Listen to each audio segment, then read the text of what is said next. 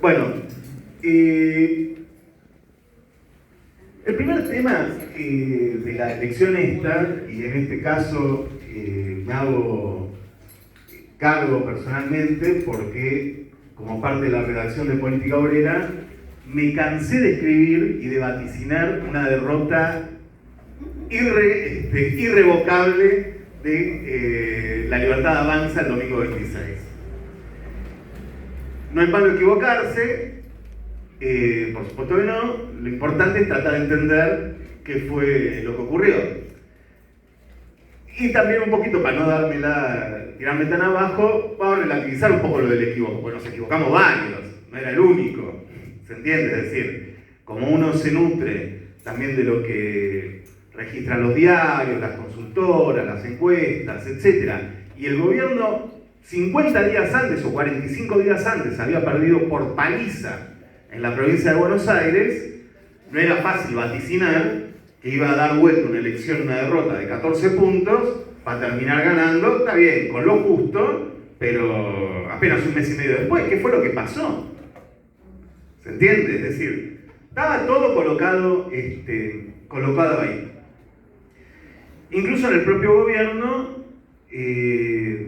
por lo que cuenta, por lo que uno puede reconstruir, tampoco se vivía tan bien como, digamos, la apuesta era recortar un poquito la derrota que había sufrido el domingo pasado. Un empate hubiera sido vivido con jolgorio y una victoria era casi impensable. Parece que a último momento, bueno, en todo el ruido que hay dentro del núcleo del gobierno libertario, hubo una discusión muy fuerte, porque por ejemplo daban por descontado que en Salta iban a perder, por pelearse con Sáenz, Santiago Caputo, parece que decía, nos arriesgamos una derrota total. Y resulta que terminó ganando La Libertad Avanza. Es decir, entre ellos mismos había en muchos casos, un poco precario el escritorio para sentar. En muchos casos, ellos mismos consideraban que iban a salir perdidosos de la elección del domingo. Bueno, mencioné Salta, pero no es el único caso, la provincia de Buenos Aires y en otros escenarios lo mismo. Y algunos de los que habían ganado en elecciones pasadas, por ejemplo, en el caso de Santa Fe, donde el gobierno de Puyaro, bueno, ganó Puyaro en su momento en forma arrasadora, después se impuso en la elección para convencionales constituyentes, estaban seguros de que, o pensaban que en esta ocasión iban a repetir, y la candidata del gobernador santafesino quedó tercera. Y tercera cómoda aparte. No es que quedó tercera en el pelotón de una elección, como ahora se dice a veces, dividida en tercios. Quedó realmente lejos. Entonces, un gobierno que venía de perder elecciones, en algunos casos por paliza. Bueno, en el caso de Santa Fe, la constituyente, en Corrientes, donde se hicieron los locos y dijeron, no vamos a compartir, le quisieron imponer ahí al gobernador una serie de condiciones que eran más o menos para que dijera que no, o firmara la rendición completa. Fue una elección provincial y perdieron, pero creo que no llegaron a hacer 10 puntos, no llegaron a sacar el 10%.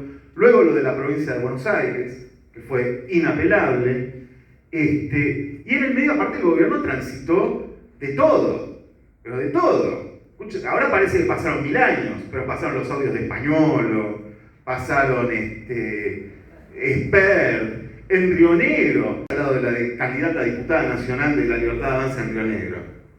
La mina ya no estaba sospechada de tener algún tipo de contrato medio triangulado con este Machado dedicado a la contabilidad del narcotráfico, sino que ella está vinculada, creo que con el primo de no sé quién, ya tenía causas en Estados Unidos por tenencia de cocaína, no podía viajar, le habían retirado la visa, ya directamente una convicta era que se presentaba. Bueno, y después, por otro lado, un descalabro financiero infernal, ¿no es cierto? Varias corridas que tuvieron que salir a tratar de contener por todos los medios posibles, de Luis Caputo diciendo que iba a vender hasta el último dólar para contener el precio de la divisa, y eso en vez de llevar tranquilidad, tranquilizó más a todo el mundo, y entonces se acentuó todavía la corrida contra el peso. Bueno, este escenario. Hay algo más que quería decir, que tenía que ver con esto. Bueno, ya me vendrá... Y el otro elemento, el otro factor, muy importante, esto quizás de lo más importante de esta introducción, como ya se daba más o menos por descontada la derrota del gobierno, todos los diarios, todos los editorialistas, todos los comentarios políticos, y acá sí les apuesto, vayan a buscar el archivo, exactamente fue así, todo el mundo vaticinaba, en primer lugar, que el gobierno perdía las elecciones, por mucho, por poquito, hasta ahí nomás, lo que fuera, pero que perdía las elecciones, y que y el capítulo siguiente iba a ser que el gobierno devaluaba,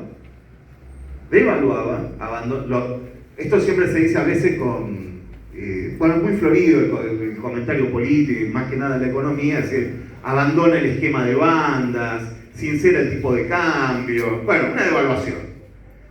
Y en segundo lugar, que se iba a producir una especie de reseteo del gabinete, de relanzamiento del gabinete.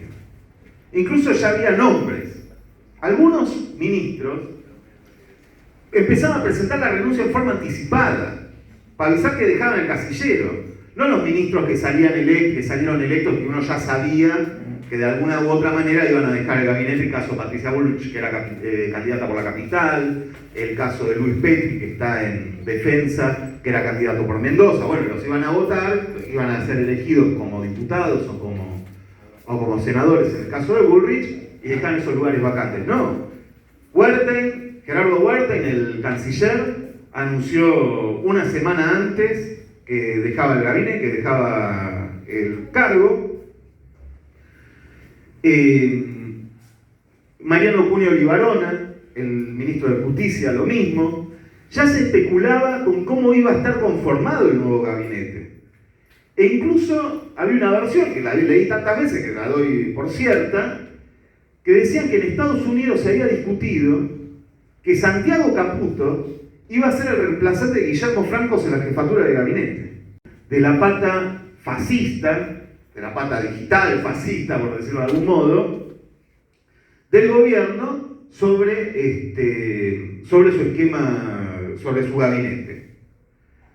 Este era el escenario que estaba planteado antes del domingo 26. ¿Qué fue lo que pasó?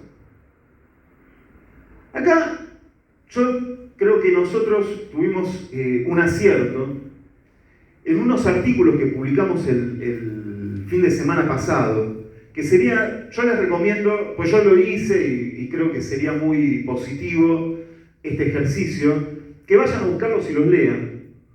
Porque ahí, de alguna manera, sin vaticinar cuál iba a ser el resultado electoral, porque tampoco tenemos la bola de cristal y nadie pretende tenerla, y gurúes hay muchos, y no pretendemos serlo, pero ahí se señalaba que se había producido un viraje en la situación.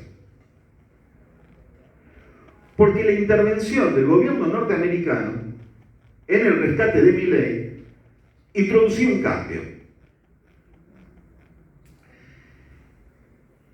Entonces nosotros, ¿qué fue lo que pasó? El domingo finalmente, si uno lo ve ahora en retrospectiva, esta intervención del gobierno de Estados Unidos, en particular, bueno, directamente de Trump, diciendo o votan a este, o nos vamos al carajo y se va todo a pique, con Scott Bessent, el secretario del Tesoro norteamericano, interviniendo en forma directa en el mercado de cambios para contener el dólar, y comprando pesos. Uno dice, qué raro, ¿qué hace el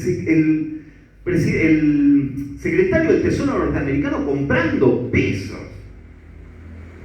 Y el tipo diciéndole, incluso frente al público, a los contribuyentes norteamericanos que están sufriendo un recorte brutal, ahí están pasando una motosierra, que lo nuestro es prácticamente un chiste. De hecho, no tiene el presupuesto aprobado, y en Estados Unidos no ocurre como acá, que cuando no se aprueba el presupuesto se prorroga el presupuesto del año anterior. Ellos tienen un mecanismo que es el shutdown, el apagón del gobierno.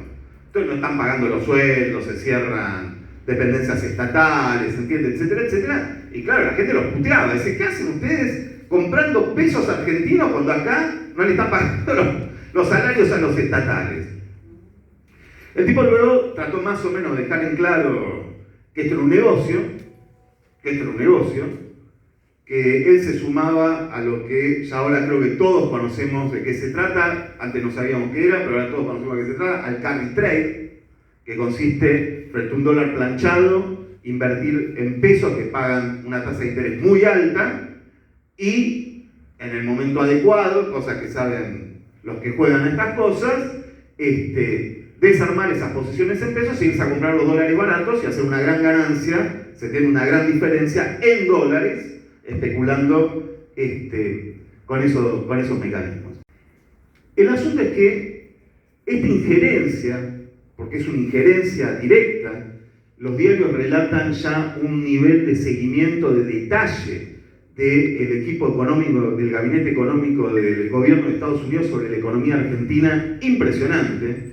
Dicen que pusieron a bancos operando acá para ofrecerle a las empresas que iban a buscar dólares para que no alentaran la corrida, los llamaban por teléfono y decían, ¿vos querés dólares baratos? Yo tengo. Como uno cuando camina por la calle Florida y se encuentra con los arbolitos y dice, cambio, bueno, un mecanismo así para la carta. ¿Se entiende? Y se han puesto operativo para contener un descalabro, un desbarranque financiero final y evitar que se cayera el gobierno de Milei. Y el electorado respondió a esta premisa. Los que fueron a votar, con dudas, que se habían ausentado en forma masiva en las elecciones anteriores, que en la provincia de Buenos Aires habían votado contra el gobierno, etcétera, etcétera, tomaron nota de esto y actuaron como ya ocurrió en otras ocasiones en nuestro país. Y fueron a votar al gobierno contra la alternativa de una devaluación y un descalabro económico.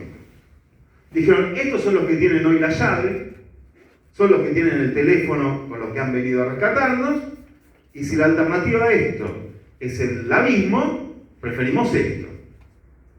No es la primera vez que ocurre.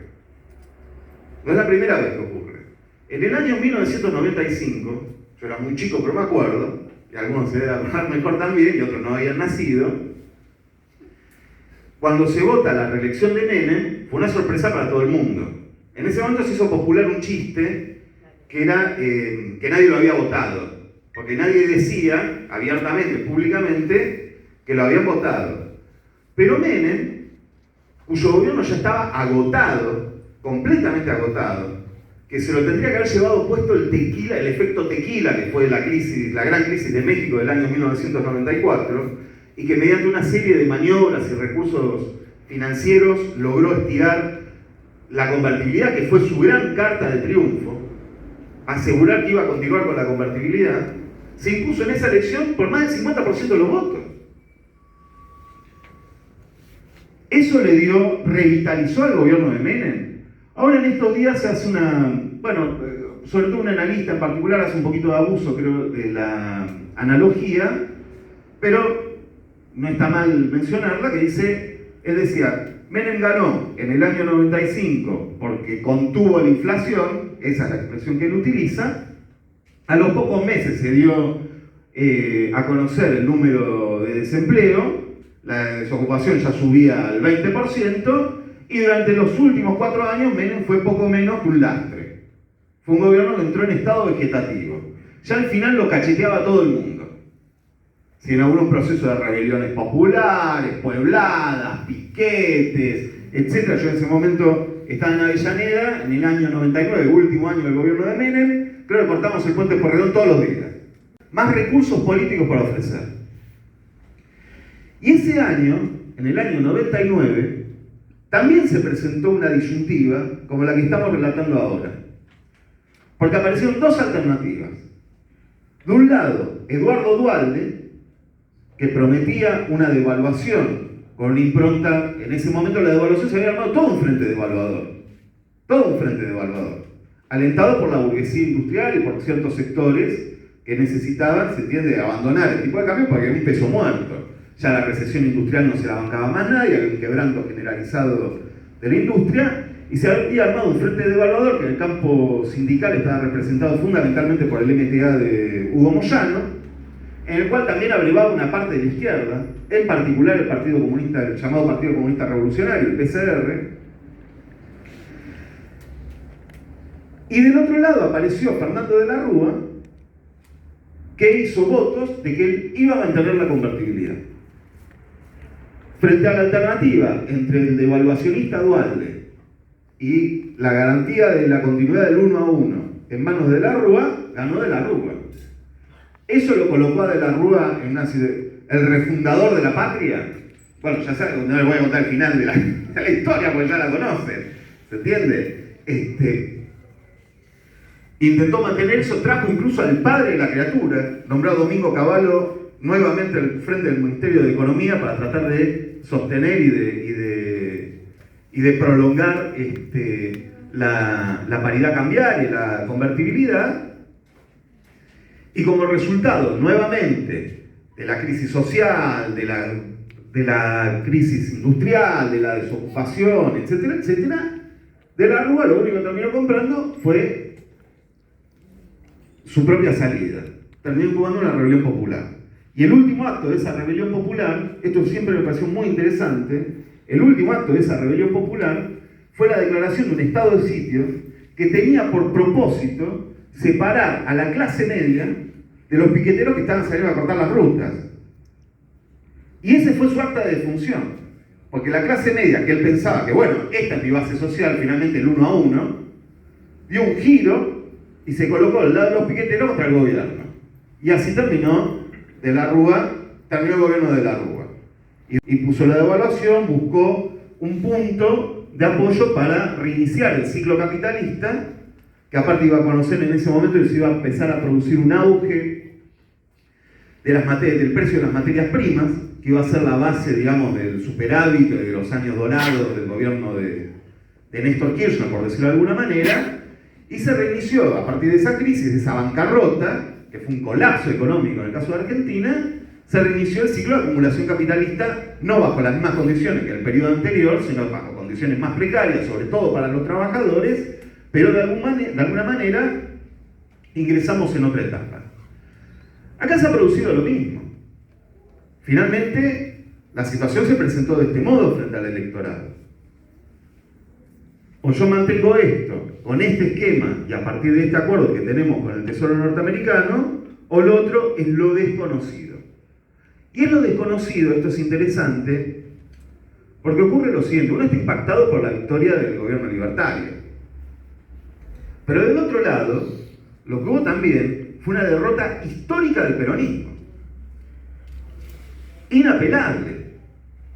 Y esa derrota del peronismo, sin lugar a dudas, está vinculada al hecho de que no fue capaz de presentar un programa de alternativa al gobierno de Milei.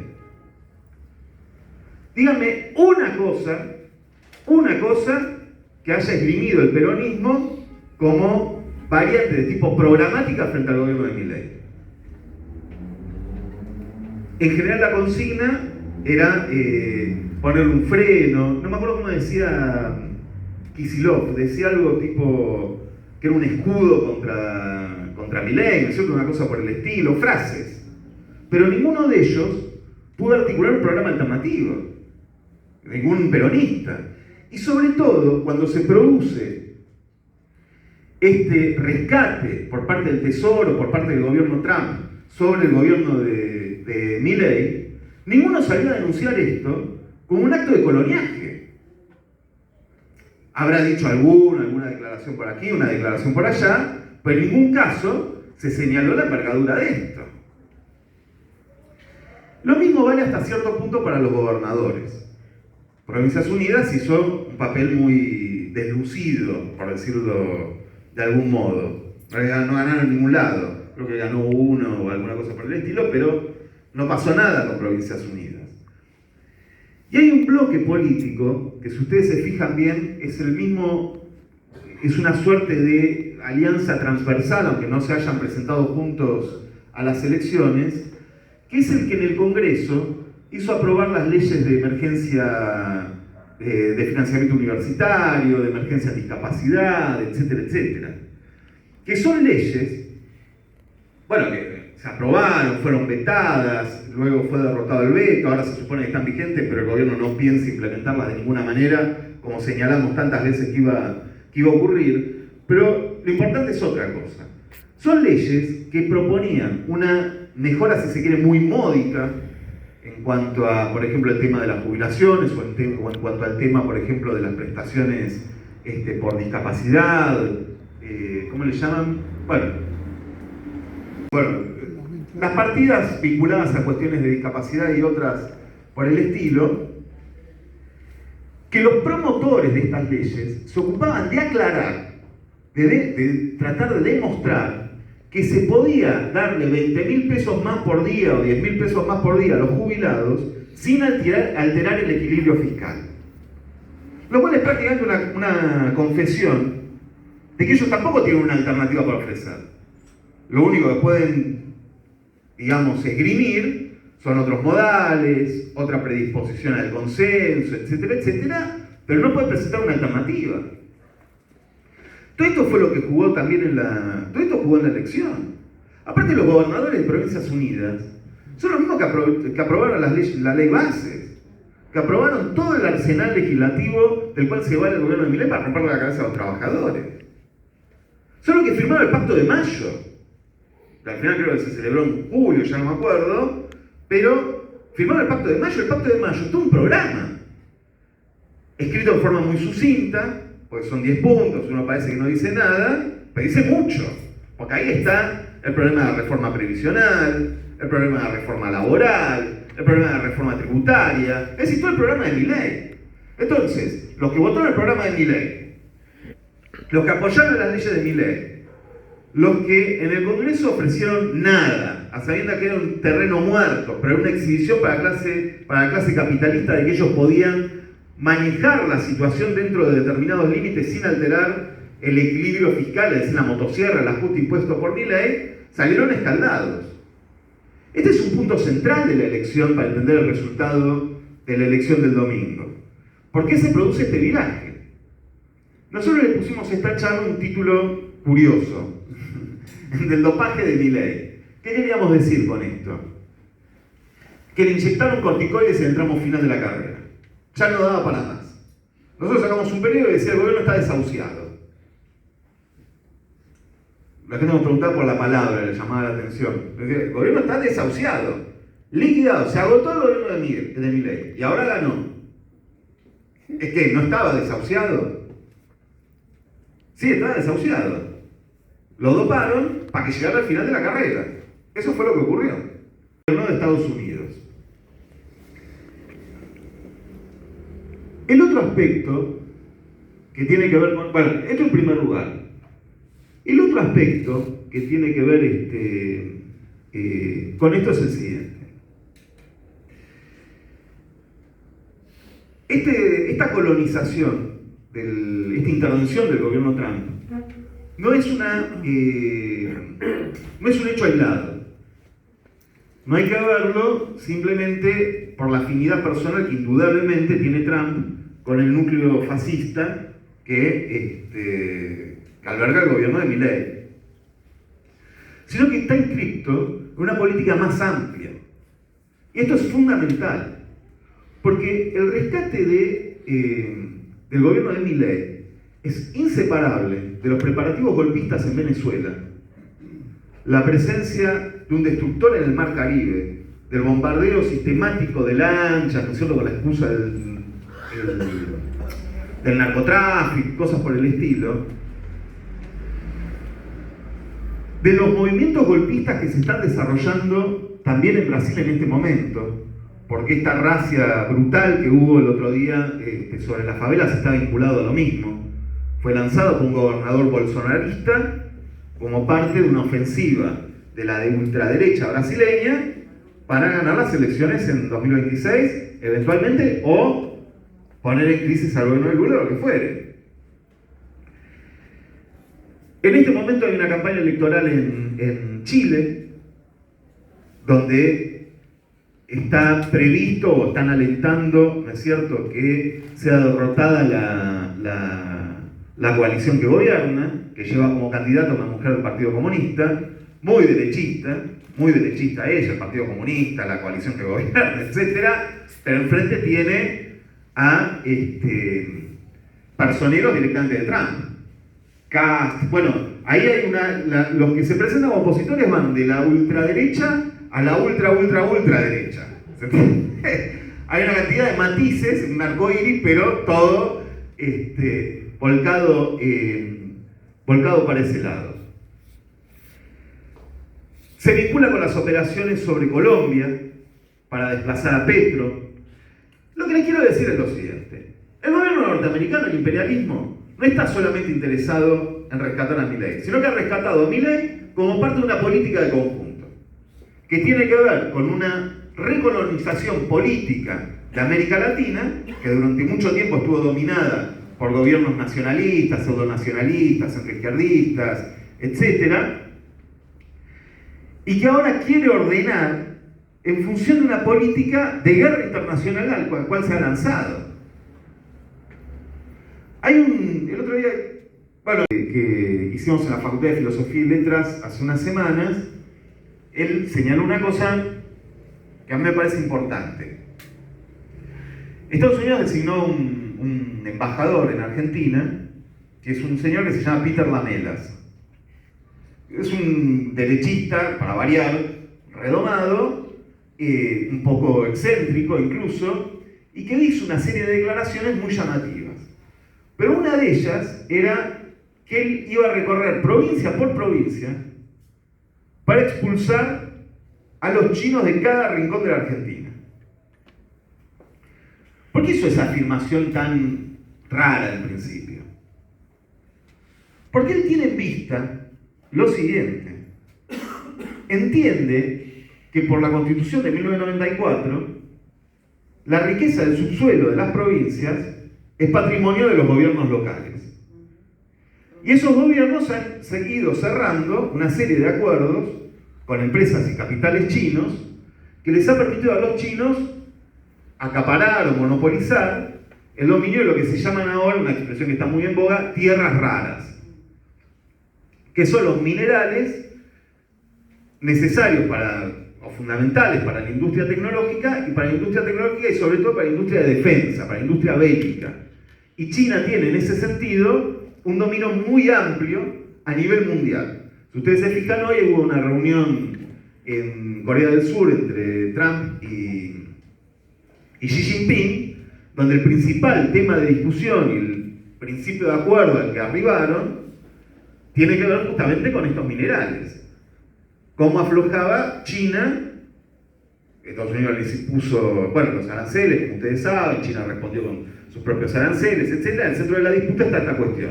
Entonces, las dos partes morigeraron, alivianaron un poquito las cargas de los impuestos, etc., de las represalias, de la guerra económica, de la guerra arancelaria que estaban protagonizando.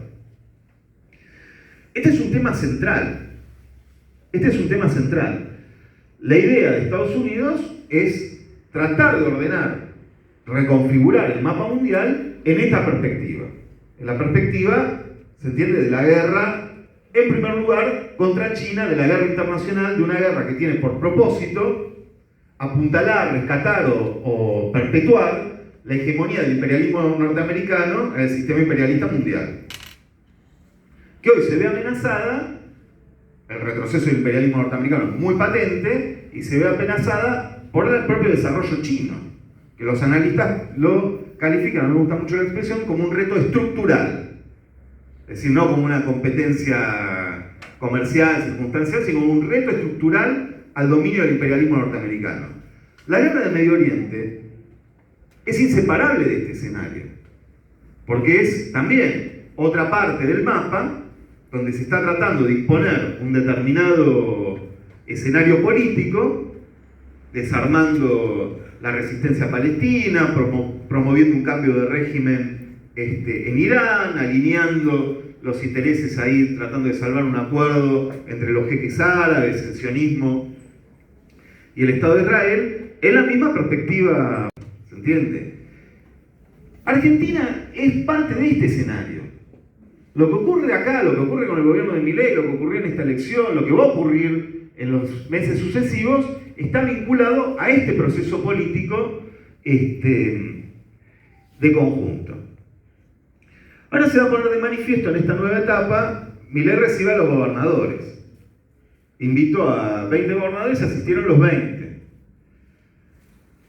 Lo pusieron a Luis Caputo para que vaya, porque los gobernadores ya reclamaban, parece que cuando iba Guillermo Franco les decía que sí a todo, bueno, pedían plata para obras, decían por supuesto, vamos a dar, plata para esto, plata para lo otro, y después Luis Caputo decía de ninguna manera. Ahora apareció Luis Caputo para decirle no vamos a dar nada. Pero sí les vamos a habilitar, que ustedes se endeuden para esto. Y van a tener ahí un respaldo, que es lo único que les puedo ofrecer. Es lo único que les puedo ofrecer.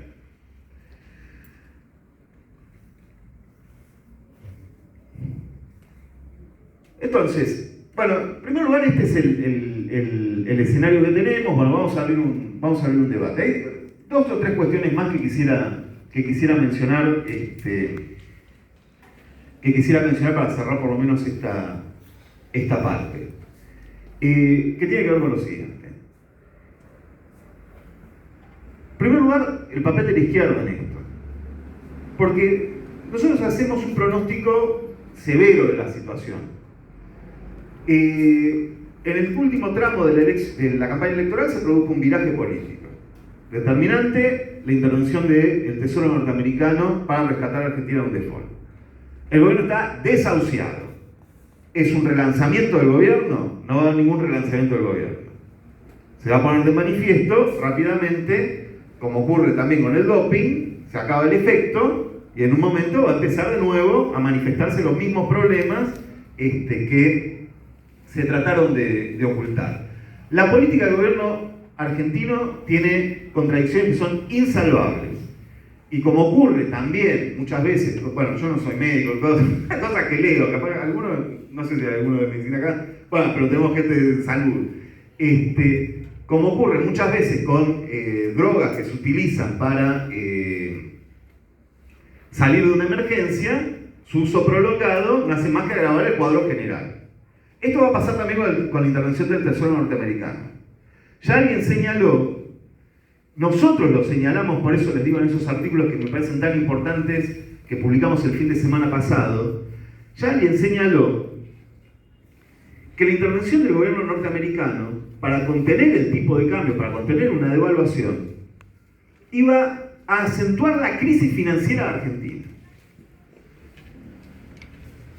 Es interesante cómo funciona la paradoja, cómo se produce. ¿Por qué?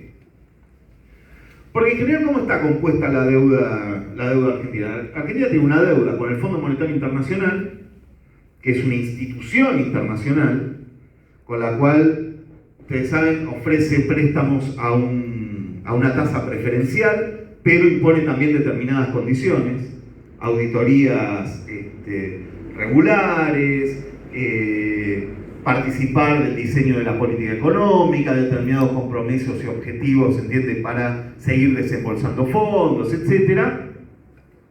Y aparte, como institución, tiene prohibido aceptar rebajas o reperfilamientos, como usó la palabra que puso en moda en su momento Martín Guzmán, de la plata que le presta de la deuda que tienen otros países. ¿Se entiende? A lo sumo, lo único que puede hacer el FMI es, cuando vos tenés un vencimiento y no tenés la plata para pagarle, darte otro préstamo para que vos pagues la cuota que no podés pagar.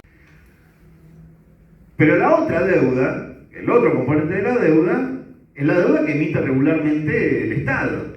¿Se entiende? Los bonos, que van a manos de acreedores privados individuales, fondos de inversión, etc.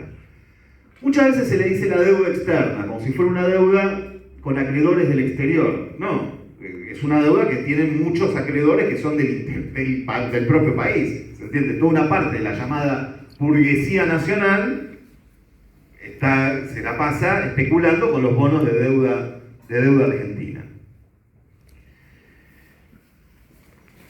¿Cuál es el señalamiento que se hace? Dicen, ojo lo siguiente, Argentina tiene un acreedor privilegiado, es el Fondo Monetario Internacional.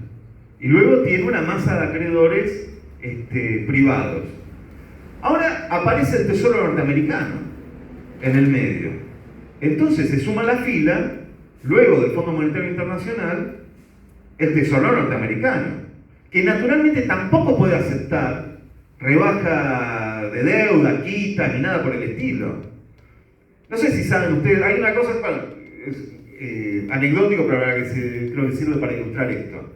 Ustedes saben que cuando uno hace un juicio contra el Estado argentino,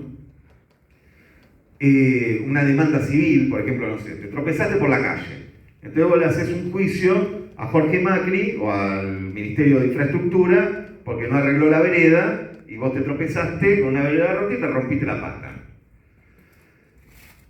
Vos tenés toda la razón del mundo.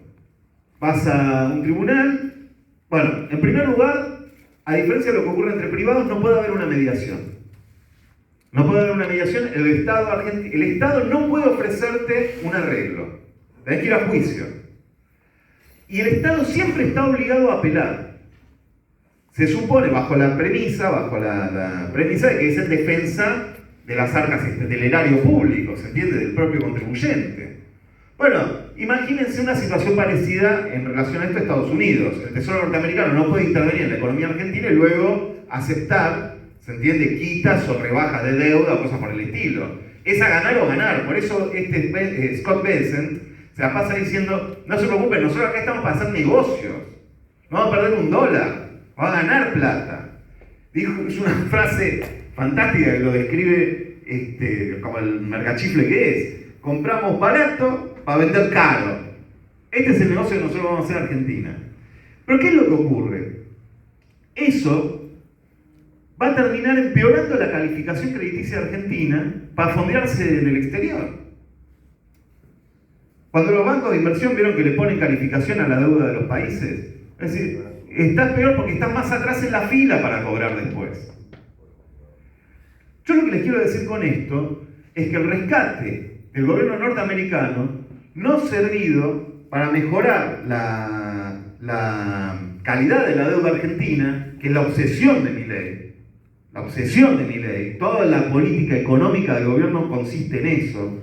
Consiste en decir, en tener $1 planchado para poder repagar con los pesos que junta, comprar dólares más baratos para pagar la propia deuda, y matando a los jubilados de hambre, matando de hambre a los estatales, recortando los fondos para las universidades, para las escuelas, para los discapacitados, etcétera, etcétera, levantar la calidad de la deuda argentina y salir a pedir prestado. Argentina tiene una deuda de $700.000 millones. No se va a poder pagar.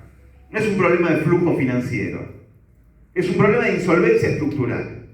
La única estrategia que tienen en mente es endeudarse para pagar deuda. El fondo del rescate del Tesoro norteamericano agrava la situación financiera de el país rescatado. Por eso decimos el dopaje. No sé si sirvió para ilustrar por lo menos desde el punto de vista, más dudas las veremos a continuación. Nosotros intervinimos en esta elección en una campaña que protagoniza una campaña combativa, presentando nuestra boleta en 4 provincias, en Salta, en Tucumán, en Santa Fe y en Catamarca, tratando de hacer un trabajo de esclarecimiento político. A dónde va el gobierno, la situación, su lugar en el mundo, ¿se entiende? En el mundo no es ironía, es lo que quise decir antes, es decir, qué lugar ocupa este gobierno. Señalar un problema fundamental que es la crisis de dirección del movimiento obrero. Fundamental. La clase obrera, con su impronta, su subjetividad, sus organizaciones, está ausente del escenario. Y es por lo tanto necesario estimular una deliberación, una acción de los trabajadores en este cuadro. Defendimos esas posiciones políticas. Una campaña que fue dura. Bueno, participamos en la campaña, en la campaña bonaerense. Una cantidad de dificultades, una organización muy pequeña como somos, pusimos empeño y intervinimos en esas 4 provincias y actuamos también en el resto del país, desarrollando, incluso sin candidatos, una campaña política. hicimos charlas recorridas por los medios, etc. Y un poquito la atención empezamos a llamar. Creo, un poquito. Lo noto en que nuestros compañeros empezaban a ser cada vez más requeridos en notas más extensas en algunos medios para dar cuenta de la situación. ¿Se entiende? Entrevistas de media hora, 40 minutos, etc. Algunas muy buenas. El otro día vi una en la radio de las Madres de Plaza de Mayo, acaba de matar a todos los panelistas que estaban ahí, era increíble lo que ocurría, pero bueno, ahí estuvo Altamira, se defendió, expuso bien dentro de un contexto muy difícil porque interrumpían todo el tiempo, la gente se iban por las ramas, etc. Pero pusimos todo nuestro empeño en esto. Luego se presentó un frente de izquierda, se presentó el FITU, que intervino en esta elección de espaldas a la situación política. Prácticamente de espaldas al escenario en el que le tocaba actuar. Fue una campaña autorreferencial, de convocar a las minorías discriminadas, por decirlo de alguna manera, a un voto para tener una representación parlamentaria. No hablaron de la crisis, no hablaron del gobierno de Milei, no hablaron de la crisis del movimiento obrero, no hablaron de nada. Se limitaron a decir que tenía que haber más izquierda en el Congreso. Y la izquierda en el Congreso tenía un papel nefasto. En general ha tenido un papel nefasto. Más allá de alguna denuncia aquí o una denuncia allá, ha sido una escuela de franeleo con el peronismo. Esto lo señaló, a mí me sorprendió porque en general no es un personaje que me caiga ni remotamente bien, Juan Grabois, en una entrevista, dijo lo más inteligente que le escuché decir en su... inteligente, tampoco inteligente, pero es una caracterización, me llamó la atención muy adecuada de la izquierda, porque a él lo cortejó todo el mundo. Bregman es la abogada de Grabois, ¿saben ustedes eso? Es la abogada de Grabois, en causa que le iniciaron, ya no me acuerdo por qué, en alguna cosa, y ella expone que es la abogada de Grabois. Selfies, ¿se entiende? Cuando alguien quiere mostrar cercanía con otro.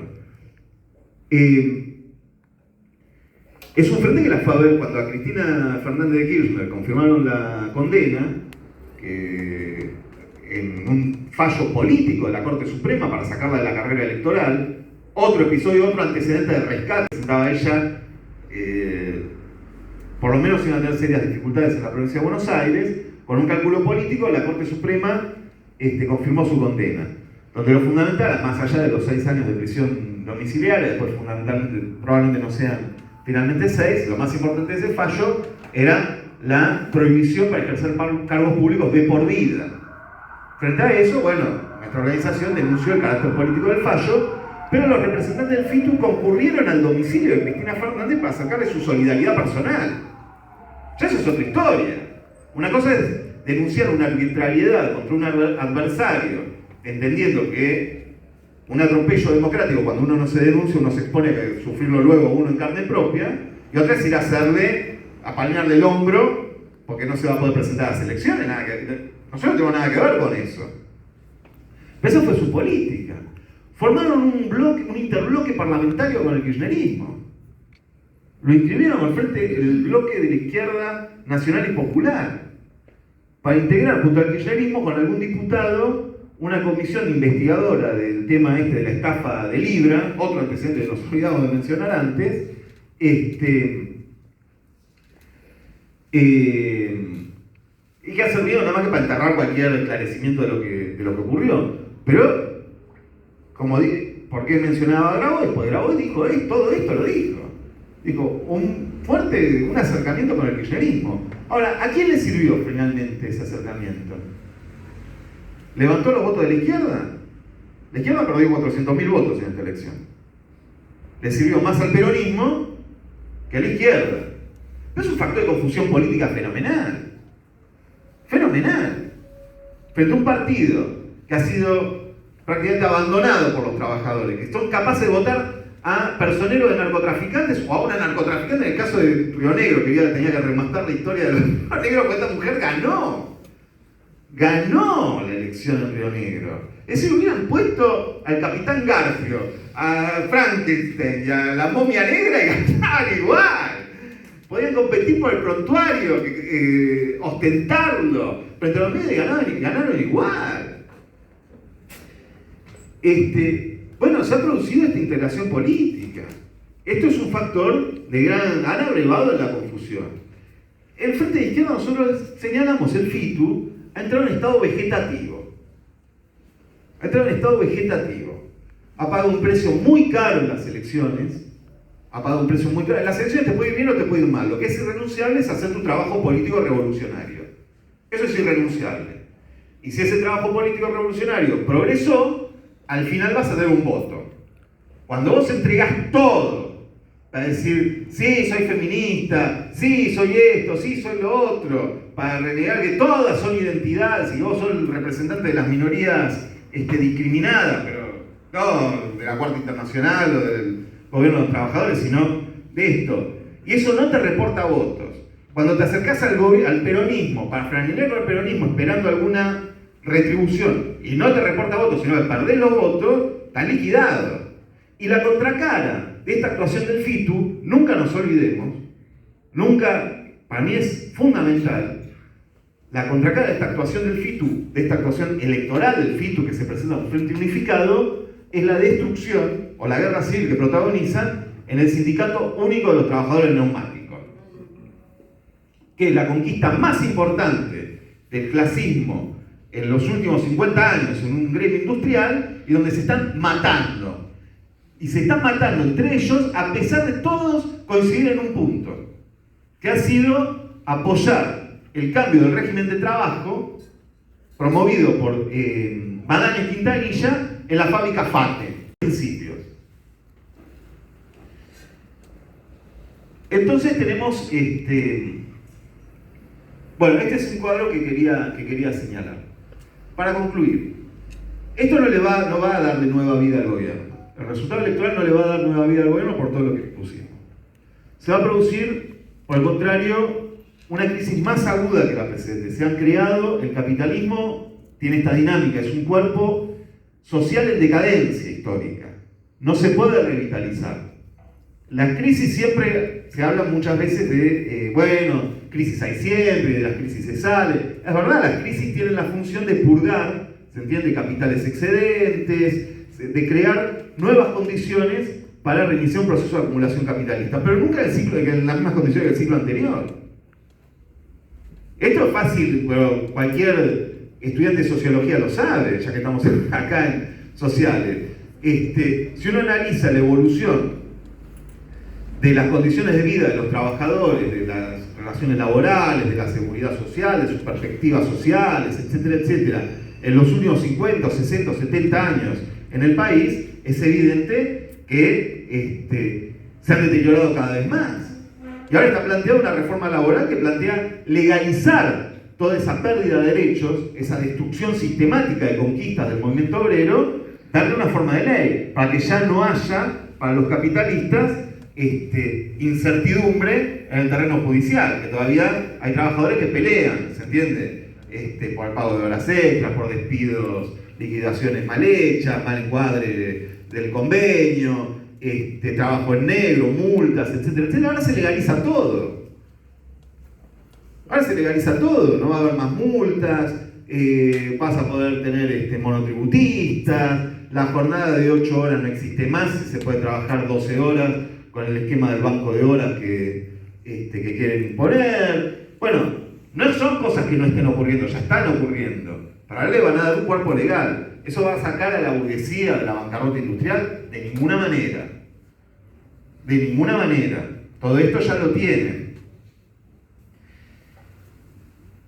No importa, el plan es otro para ellos, en todo caso la alternativa para ellos es otra, pero este es el escenario, va a haber un escenario de luchas. Va a haber un escenario de luchas más agudas, el gobierno va a entrar en una nueva fase de crisis y nosotros tenemos que preparar políticamente el terreno para que los trabajadores intervengan en este escenario y disputen el desenlace que se va a producir inevitablemente. ¿Cómo hacerlo? Tenemos que reforzar nuestro trabajo de agitación política, de propaganda, vender más periódicos, hacer más charlas, acudir más frecuentemente a los medios, estar más presentes en los lugares de laburo, de estudio, tener mesitas, carteles, etcétera, todos los recursos que podamos poner a disposición de este trabajo político que tenemos planteado en la próxima etapa. Bueno, abramos charlemos un rato.